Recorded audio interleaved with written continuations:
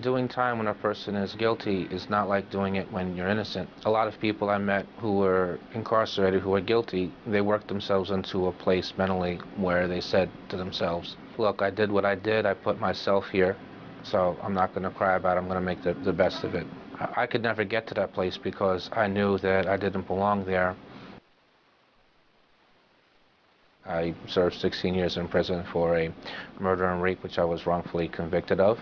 I was arrested at 16. I was convicted at 17. To my way of thinking, at least up until the point at which I was found guilty, only guilty people were arrested and only guilty people were found guilty.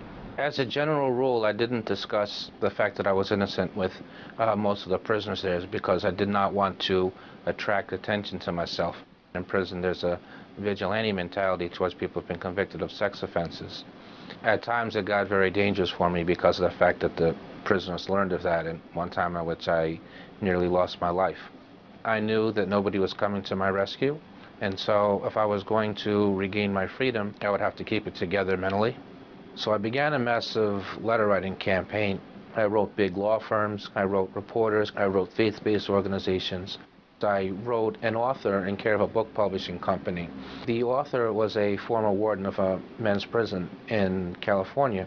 One of her ideas was that I should write the Innocence Project again, which is a nonprofit organization in Manhattan that works to clear wrongfully convicted prisoners. I got in touch with Claudia Whitman in 2005. They were convinced I was innocent because of the negative DNA test. They approached the district attorney in Westchester and got her to agree to voluntarily allow me to have the further testing. When they took the crime scene DNA evidence and ran it through the data bank that matched the real perpetrator. That offender had killed another woman 3.5 years later after he committed the crime for which I served the 16 years. My conviction was overturned September 20th, 2006. I was 33 years old by the time I was released. The enormity of the moment hit me in the courthouse.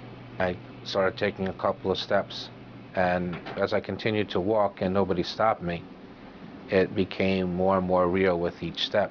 Just as I was about to exit the courtroom, I noticed there was a bailiff there who was attempting to remain professional, but I saw she had some tears coming down, and I looked up at her, and she told me good luck. Before I knew it, I was outside. It was a wonderful sunny day, and as I stepped out, majority of the Innocence Project staff and their interns, they all started clapping for me.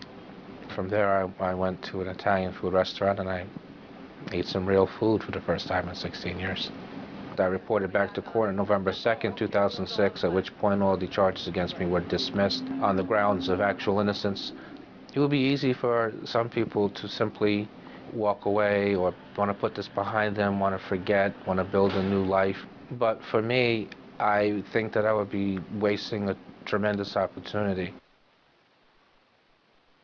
I have a mission in life now. I feel morally obligated to take the mantle up for it.